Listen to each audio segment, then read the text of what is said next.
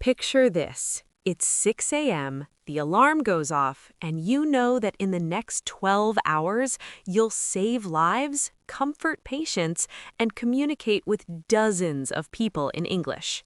Whoa, that's intense right from the start. That's the reality for nurses working in hospitals around the world, and today we're diving into something really special. We're talking about English in nursing. The phrases, the situations, the real conversations that happen every single day in hospitals. Whether you're a nursing student, a practicing nurse, or just curious about healthcare English, this episode is for you. So grab your coffee, get comfortable, and let's explore the world of hospital nursing together. Hey everyone, I'm Lisa, and I'm so excited to be here with you today. And I'm Mike. Before we jump in, we want to say a huge welcome to all our new listeners out there. Yes, if this is your first time joining us, welcome to our learning family. We're so happy you're here.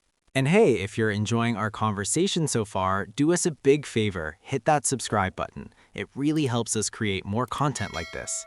Absolutely. And don't forget to give this video a thumbs up. It lets us know you're finding this useful.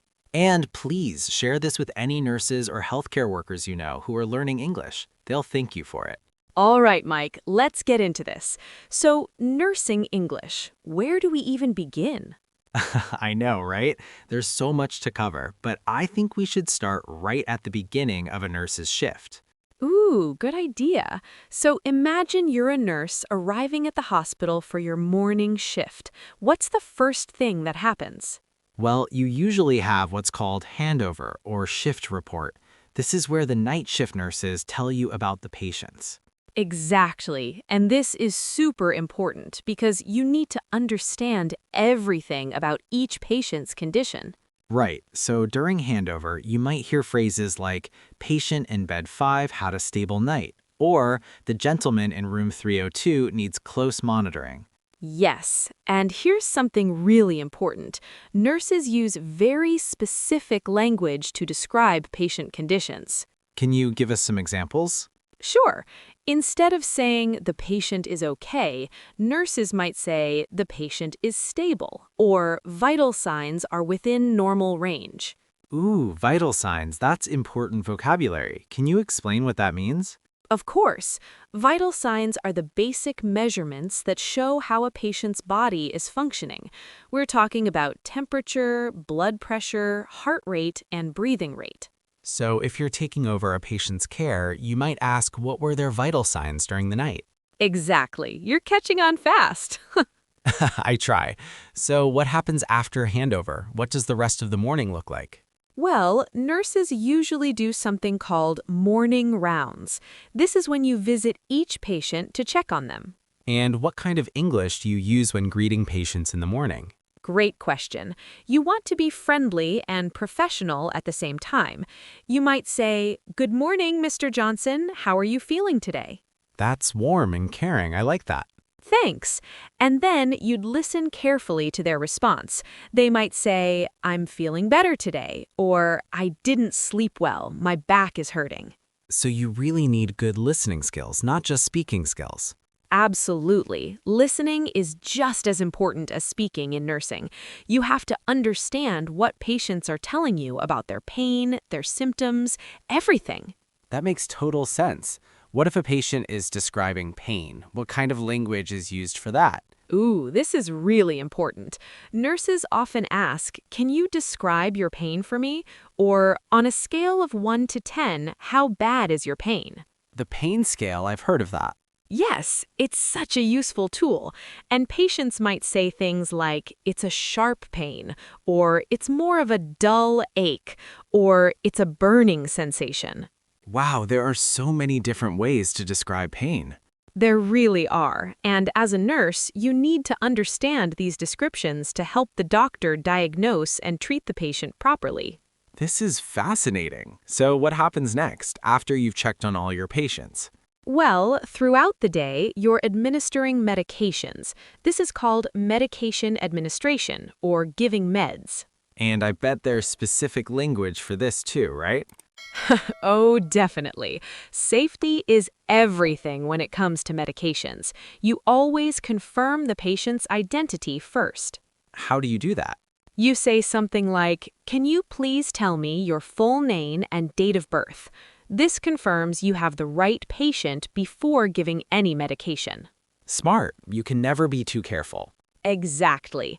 And then you might say, "I have your morning medications for you," or "This is your antibiotic for the infection." Do nurses explain what each medication is for? Yes, good nurses always do. You might say, "This pill is for your blood pressure," or "This injection will help prevent blood clots." That's so helpful for patients to understand what they're taking. Absolutely. And if a patient asks questions, you need to be able to answer them clearly. They might ask, "Will this make me drowsy?" Or "Should I take this with food?" Those are really practical questions, so communication is happening constantly. All day long. And it's not just with patients. Nurses are constantly talking to doctors, other nurses, therapists, technicians. Oh, wow. So what's that communication like when you're talking to a doctor? Good question. When speaking with doctors, you need to be clear and concise. You might say, "Dr. Smith, Mrs. Garcia in room 405 is complaining of chest pain. Her blood pressure is elevated at 160/95." So you're giving specific information, not vague descriptions. Exactly. You don't say she's not feeling well. You give exact symptoms and measurements. That makes sense. What if it's an emergency? How does the language change? In emergencies, communication becomes even more direct and urgent. You might call out, "I need help in room 310," or "This patient is having difficulty breathing." I can imagine the adrenaline in those moments. It can be really intense, but good communication can literally save lives in those situations. Wow, that's powerful. So let's talk about something else. Documentation. I know nurses have to write a lot of notes, right? Oh my goodness, yes. Documentation is a huge part of nursing. We have to record everything that happens with each patient. What kind of things do you write? Well, you document the patient's condition, any changes, medications given, treatments performed, and the patient's responses to everything. Can you give an example of how a nurse might write a note? Sure, you might write something like 0900 hours, patient states pain level 6 out of 10 in lower back, vital signs stable, pain medication administered as ordered. So it's factual and includes specific times. Yes, very factual, very specific. You're creating a legal record, so accuracy is crucial. That's a lot of responsibility. It really is, but it's also really important for patient safety and continuity of care. Continuity of care. What does that mean? It means that when the next nurse takes over, they can read your notes and know exactly what's been happening with the patient. Everyone is on the same page. Ah, that makes total sense. So it all connects back to that handover we talked about at the beginning. Exactly. You're seeing the full picture now. I'm learning so much. Okay, so what about when patients have visitors? How do nurses communicate with family members? Oh, this is such an important topic. Family members are often worried and anxious, so you need to be especially compassionate.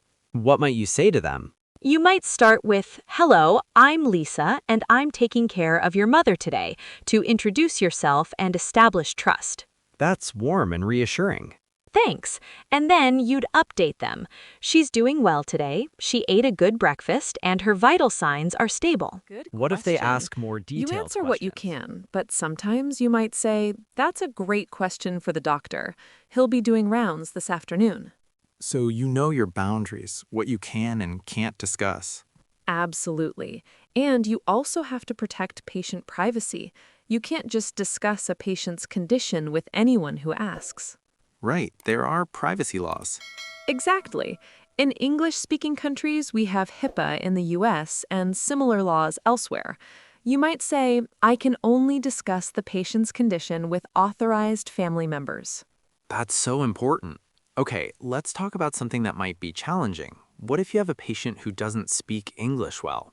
This is really common in hospitals, and it's challenging but so important to handle well. What do you do in that situation? Well, first, you speak slowly and clearly.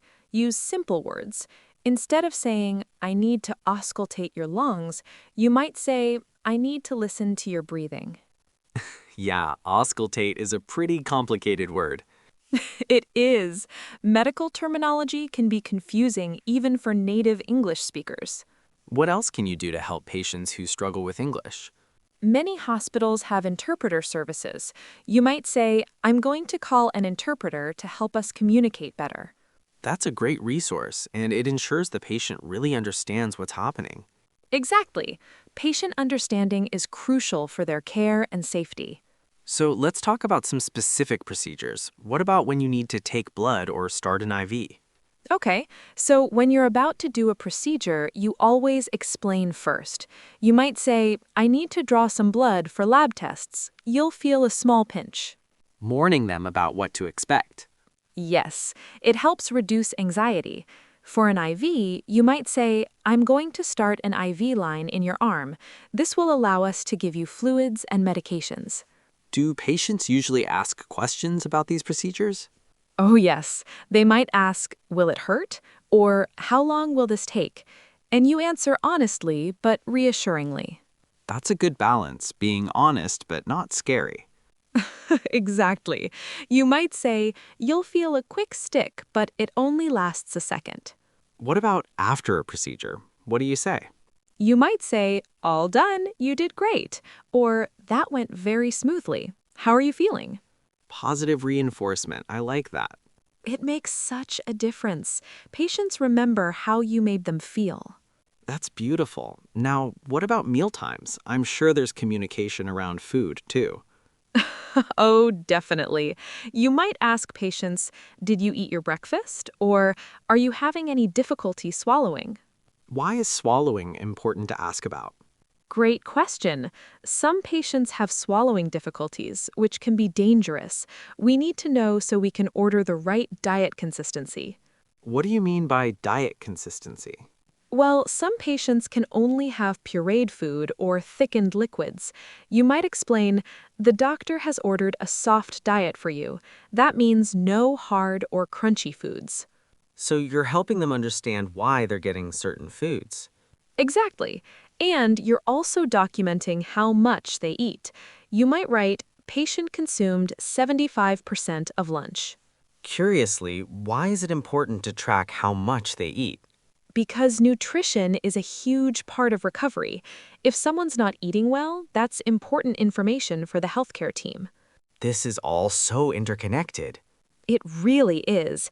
Everything a nurse does affects the patient's overall care. Okay, so we've covered a lot of the day shift activities. What about when it's time to end your shift? Ah, yes, we're back to handover. But now you're giving report to the next nurse. What kind of information do you pass along? You'd say things like, Mr. Chen in bed 8 had his dressing changed at 1400 hours. The wound is healing well. He's due for pain medication at 1800. So you're telling them what happened during your shift and what needs to happen next. Exactly. You're setting them up for success. You might also mention, he's been asking for his daughter. She said she'll visit this evening. Even the personal details matter. They do. People are people, not just medical conditions. The emotional and social aspects are important too. That's such a compassionate approach to nursing. Thank you. That's what good nursing is all about, treating the whole person. I love that. Now, before we wrap up, can we talk about some emergency phrases, things nurses might need to say urgently? Absolutely. In an emergency, you might shout, Code Blue, room 320. That means a patient needs immediate resuscitation. That sounds intense. It is. You might also call out, I need the crash cart, or someone call the doctor, stat. Stat, that means immediately, right?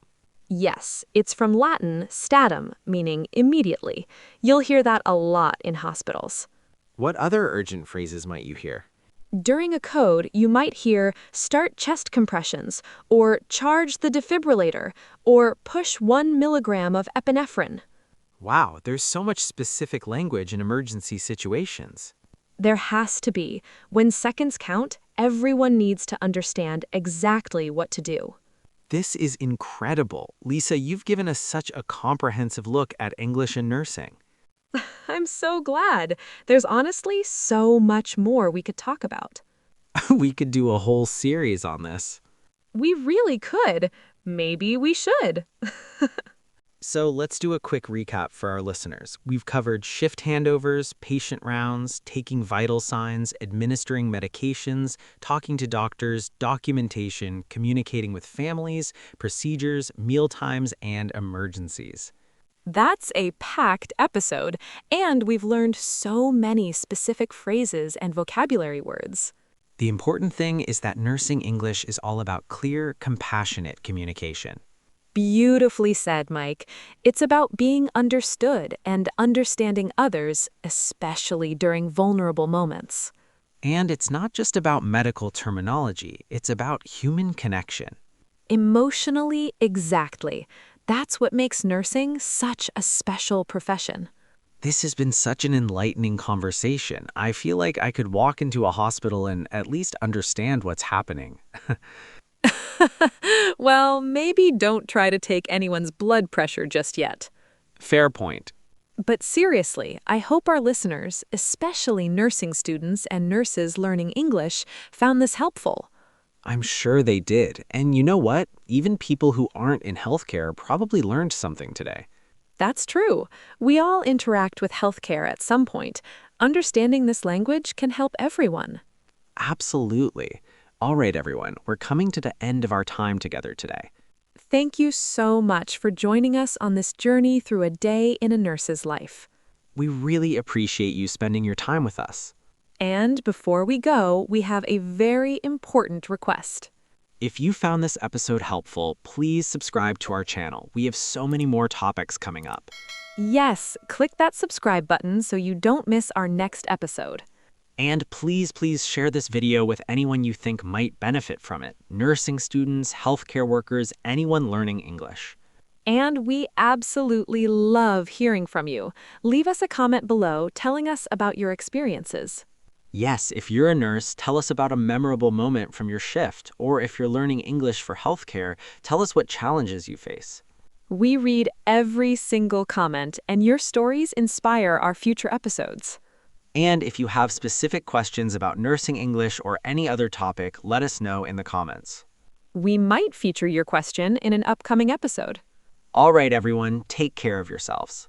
And to all the nurses out there, thank you for your incredible work. You're heroes. Until next time, keep learning, keep growing, and keep communicating. Bye, everyone. Stay healthy and happy.